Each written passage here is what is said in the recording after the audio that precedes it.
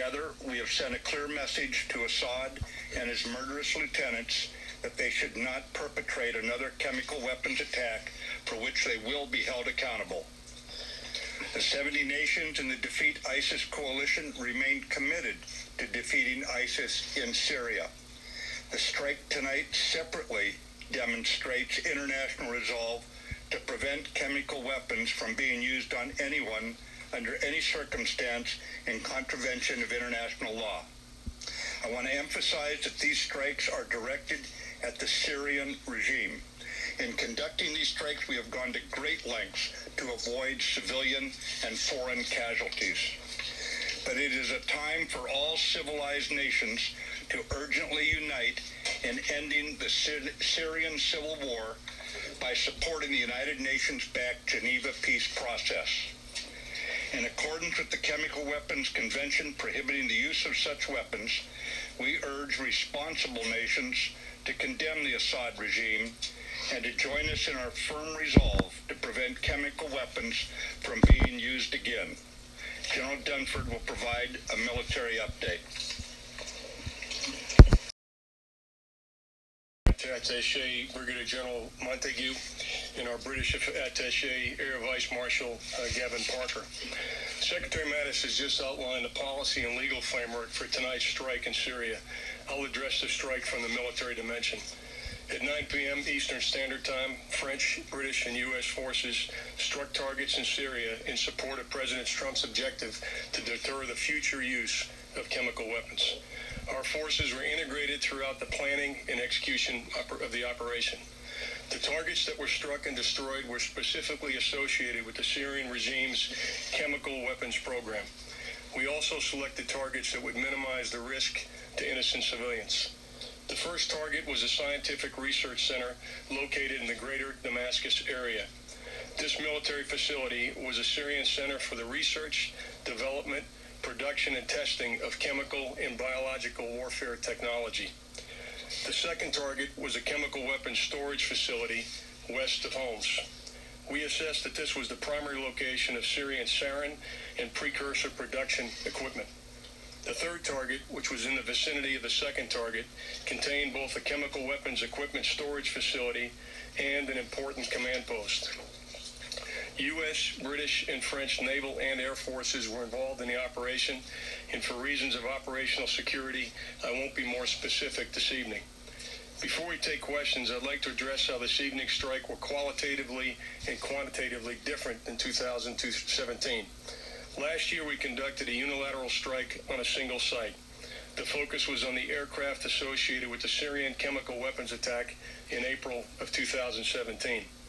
This evening, we conducted strikes with two allies on multiple sites that will result in a long-term degradation of Syria's capability to research, develop, and employ chemical and biological weapons. Important infrastructure was destroyed, which will result in a setback for the Syrian regime. They will lose years of research and development data, specialized equipment, and expensive chemical weapons precursors. The strike was not only a strong message to the regime that their actions were inexcusable, but it also inflicted maximum damage without unnecessary risk to innocent civilians. And with that, the Secretary and I would be glad to take your questions. Mr. Secretary, first of all, did the U.S. suffer any losses initially? And more broadly, the President in his remarks said that the U.S. and its allies are prepared to sustain this operation until Syria stops using chemical weapons. Does this mean that the U.S. and its partners will continue military operations beyond this initial operation tonight? That will depend on Mr. Assad should he decide to use more chemical weapons in the future. And of course, the powers that have signed the chemical weapons Amen to that. Have every reason to challenge Assad should he choose to violate that. But right now, this is a one-time shot, and I believe that it sent a very strong message to dissuade him, to deter him from doing this again. Any U.S. losses? Yeah, I'm sure that's what it'll do. We'll brief on that in the morning. We want to give you a full brief in the morning. Right now, we have no reports of losses. Thank you. Secretary Mattis, Chairman Dunford, thank you. for doing that. Have you seen any retaliation from the Russians or the Iranians? And how long do you think this operation could last? Is it a matter of hours or days, or could go longer than that? Yeah, we did have some initial surface-to-air missile activity from the Syrian regime. That's the only retaliatory action that we're aware of at this time. And the nature of the operation, we've completed the targets that were assigned to the United States Central Command. Those operations are complete. General Dunford and also Secretary Mattis, could you talk a little bit more about your concerns that you've expressed earlier in the week about Russian escalation? General Dunford, were you able to talk to your Russian counterpart, General Gerasimov? What are your concerns about escalation? And if we're permitted to ask your British counterpart a question, I would like to know the sense of your government about whether the situation with the Skripals and the Russian involvement in that, how that Russian involvement played a role in your decision to enter this coalition this evening. Barbara, let me address the last point first. Our attachés were kind enough to join us this evening. They're not going to get out in front of their president and prime minister, respectively, so that the national messages will be provided from their capitals here very soon. But with regard to the Russian concerns, we specifically identified these targets to mitigate the risk of Russian forces being involved, and we used our normal deconfliction channels. Those were active this week to work through the airspace issues and so forth. We did not do any coordination with the Russians on the strikes, nor did we pre-notify them. Mr. Secretary, it was just a couple of days ago that you said you're still assessing the intelligence on the chemical weapons attack, suspected attack. So at this point, do you know what the chemical was used in that attack? Was it sarin? Was it chlorine? And also, what is the evidence it was actually delivered by the Syrian regime? It was rabies. Say the last part again, Tom. What's your evidence I said rabies. delivered by the Syrian regime? Are you quite clear it was? I am confident the Syrian regime conducted a chemical attack on innocent people in this last week. Yes, absolutely confident of it. And we have the intelligence level of confidence that we needed to conduct the attack. As far as the actual chemical used, do you know what it was? Was it nerve agent? Was it chlorine? Do you have a sense of what it was? We are very much aware of one of the agents. There may have been more than one agent used. We are not clear on that yet. We know at least one chemical agent was used. And rabies, though. I just want to clarify on the deconfliction line. You notified the Russians ahead of time before the operation began what you were going to do and what targets you were going to strike? Gordon, to be clear, the only communications that took place specifically associated with this operation before the targets were struck was the normal deconfliction of the airspace, the procedures that are in place for all of our operations in Syria. General Dunford, you mentioned that the the Syrian air defenses had engaged. The Syrian state TV is saying they shot down 13 Tomahawk missiles. Can you refute that? Jennifer, I can't tell you the results. We literally, as you know, the time on target was about an hour ago, and we came straight up here to give you the best information we have right now. Tomorrow morning, as the Secretary will talk about in a minute, we'll give you the more detailed operational update and some of the details, but those details aren't available to us right now. This wave of airstrikes is over. This wave of airstrikes is over. That's why we're out here speaking to you now. Secretary Mattis, I just wanted to follow up on what you said about the legal basis for this strike. Could you talk a little bit more about that? Because in your testimony the other day, it sounded like you were saying that this a potential strike would somehow be linked to self-defense. Friday the 13th. The presence of American forces. Technically the 14th over there. A little bit more about that. And also regarding whether or not there will be future action. 5 a.m. strikes. April 14th. You said they would depend on whether or not the outside government conducts future chemical attacks, but can you explain a little bit more about what would be the threshold for that? Because there were repeated chemical attacks between the April 2017 attack and today, and would you consider a small-scale chlorine attack sufficient to launch additional strikes? Right now, I would just tell you we're in close consultation with our allies. We review all the evidence all the time. It is difficult, as you know, to get evidence out of Syria, but right now we have no additional attacks planned.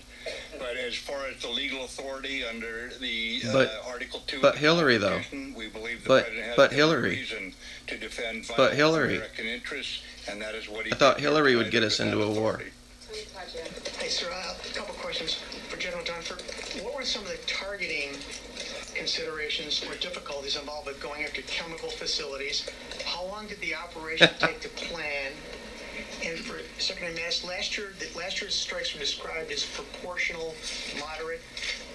How would you describe this year's in contrast to that? Yeah, Tony, we chose these particular targets to mitigate the risk of civilian casualties, number one. We chose these targets because they were specifically associated with the chemical program, the Syrian chemical program. And obviously, when we take a look at target planning and so forth, we look at the location relative to other populated areas, collateral damage, proportionality. So these targets were carefully selected with proportionality, discrimination, and being specifically associated with the chemical program. Not a legal one. Weapons or any manned aircraft? There were manned aircraft involved. Yeah, thank you. I won't give you any of the details of operation until tomorrow morning, but we will do that at that time. So Thank you, last year, a question to Secretary Mattis. So up until yesterday, and I'm going to quote you here, you said, "I cannot tell you that we have evidence." So when did you become confident that the chemical attack happened? And the second one, Yesterday. Yesterday, after you said that. Yes. And then second, you talked about targeting the chemical weapons infrastructure of Al-Assad. If there were actually any chemical weapons or agents in those facilities that you targeted, I assume they would create health hazard in the region or not? Yeah, we don't believe. We did very close analysis. As the chairman pointed out, we did everything we could in our intelligence assessment and our planning to minimize to the maximum degree possible any chance of civilian casualties. We're very much aware this is difficult to do in a situation like this, especially when the poison gas that Assad assured the world he had gotten rid of obviously still exists. You mean the stuff they dropped in the barrel bombs? And we had the right military officers mixed with the chlorine? Confirm there's going to be no leak into the air? Or of course not. We'll do our best. Right, because when we explode chlorine, it doesn't go anywhere, right? And rabies, though. Did they become a target, and did U.S. air power or other assets take out those targets? Yeah, Tora, I'm not aware of any response that we took right now. Again, we'll gather overnight. As you can imagine, we tried to leave United States Central Command alone here tonight. They were quite busy. We'll, through the night, gather the operational detail, and we'll be back tomorrow morning to provide that to you. Yeah, Secretary Mattis or Chairman Dunford. Last year, you changed the force protection levels for the Syrian troops that were U.S. troops that were in Syria. There are 2,000 U.S. troops in Syria. Have you changed force protection levels based on potential responses from Russia? Yeah, Hans, as you can imagine, the commander always takes prudent measures, especially in an environment that they were in tonight. So they did make adjustments. And just to be clear on the deconfliction line, you told them that you're going to be operating in airspace, but you didn't tell them, the Russians, what the targets were? That is absolutely correct. We used a normal deconfliction channels to deconflict the airspace. Amen to that. We were using. We did not coordinate targets or any planning with the Russians. What was their response, sir? That information was passed at the operational link from the Combined Air Operations Center in Qatar, so it wasn't on the line. But that kind of information, just to put it in perspective, is passed routinely every day and every night. So they may not have found anything unusual But about Hillary, though. airspace deconfliction. Thank you so much. Ooh, boy, I'm glad we didn't elect Hillary. Can you talk a little bit about She would have gotten us into a war. Initially, Iran associated targets that you initially considered, and why you may have not gone for them. And could your colleagues explain exactly the sort of contribution that you've made to tonight's operation? Yeah, again, our allied officers are here out of respect for the fact that they were part of the mission from planning all the way through to the political decision taken.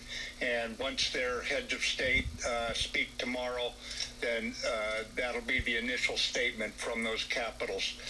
But as far as any other targets, we looked at targets specifically designed to address. It just kind of dawned on me. Rabies, Mad Dog, Mattis.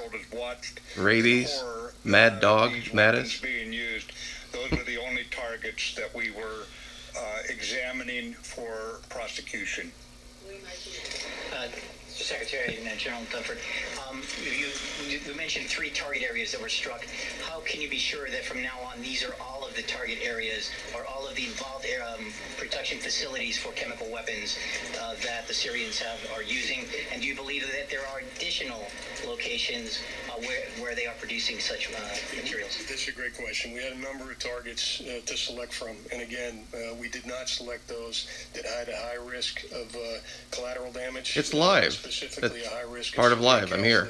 And so the weaponeering, back to the earlier question, the weaponeering was done, the modeling was done to make sure that we mitigated the risk of any chemicals that were in those facilities and mitigate the risk of civilian casualties. So were there other targets that we looked at? There were. We selected these specific targets both based on the significance to the chemical weapons program as well as the location. And okay, so if they hit it with a cruise missile and it exploded, how is that different than dropping a barrel bomb? Tonight was pretty limited, not too dissimilar from last year. I know it was three targets this time instead of 1, but it still seems a little bit more targeted and more specific than what I think a lot of people were expecting. Can you walk us through your decision to did concern about escalation with Russia affect your decision to keep this more targeted and moving from there? No, they just get it delivered on Fridays. It's different. Can you give us that this is going to do what the strike last year didn't do, which is basically to stop President Assad from using chemical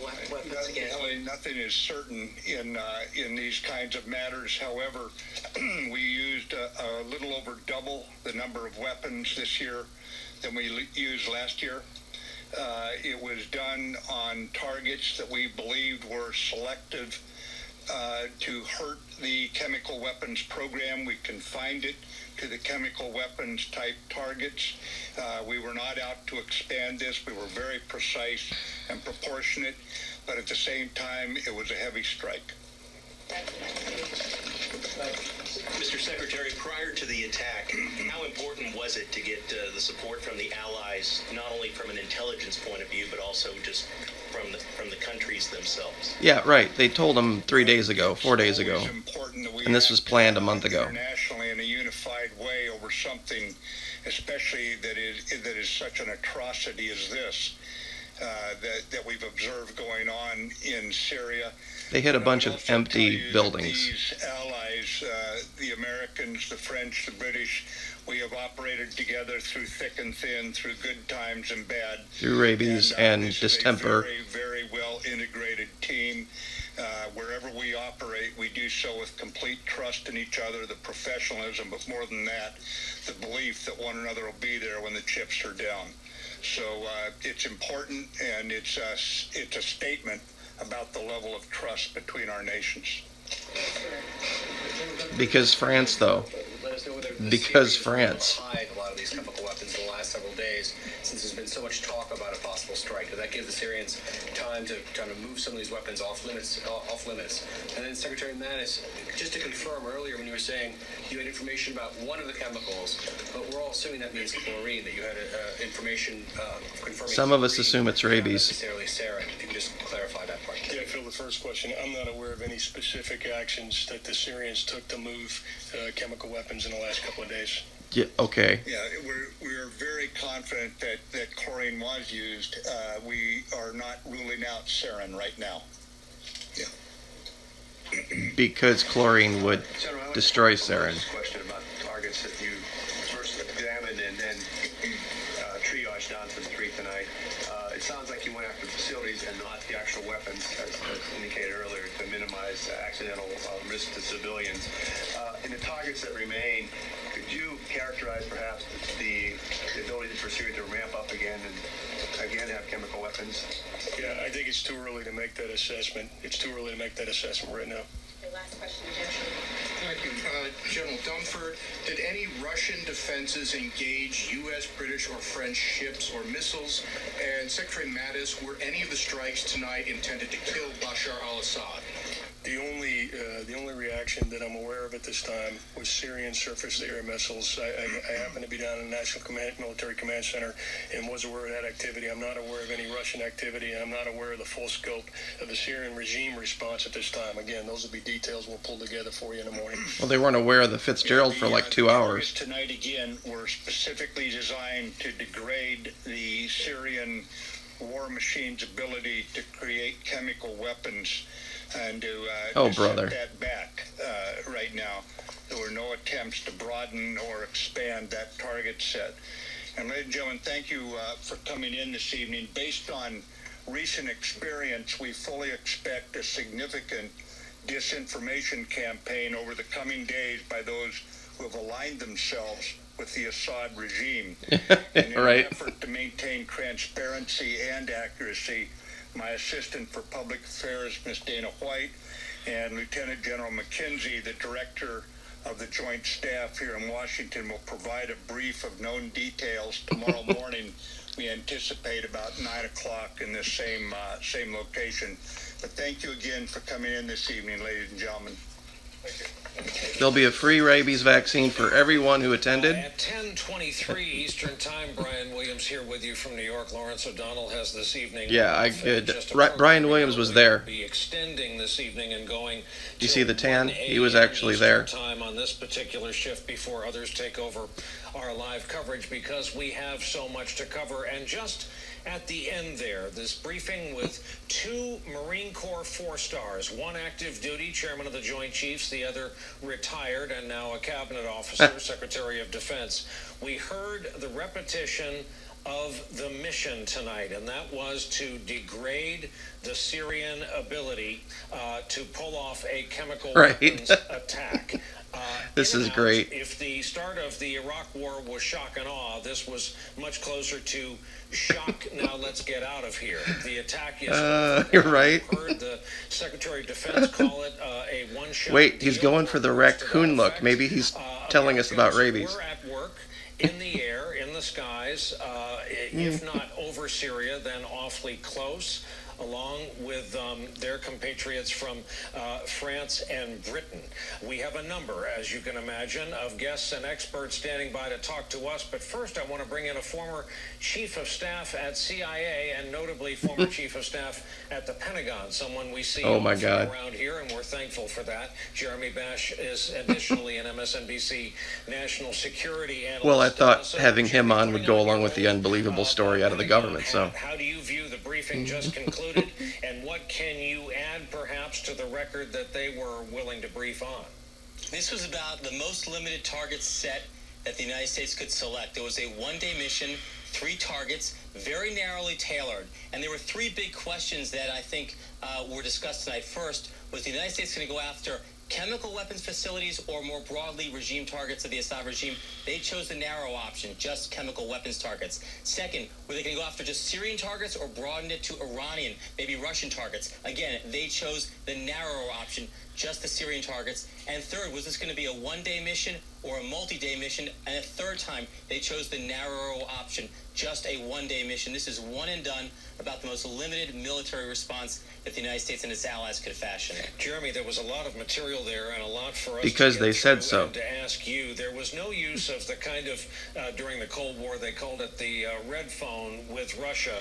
General Dunford made it very clear that they used normal deconfliction channels. That is to say, as we do most nights of the week, he let us Amen, believe, Christine. we're going to be in the airspace over the following areas. Maybe a third party next time. Contact with Russian military was limited to that there was, how did he put it, no pre-notification, no coordination with the Russians. That's right. Other than announcing it 3 days or 4 days ahead? The United States military maintains basically an open line with the Russian military and says, hey, we're coming in, conducting operations principally against ISIS in the western part of the country. Tonight, they basically did the same thing. They said, we're going to be over the airspace, but they did not inform the Russians of the specific targets, which were more closely aligned towards the western part of the country. Excuse me, we normally operate in the eastern part. Tonight's operations are more in the western part around Damascus and a little further north. Jeremy, one of the questioners brought this up. It can be dicey going after chemical weapons per se. First of all, I need a definition from you. What is a chemical weapons precursor? Our viewers are going to hear that more and more as the coverage goes on. Yeah, alright guys, I won't put you through this anymore. Like, share, subscribe. Thank you so much. Take care. To not blow up a chemical weapons facility.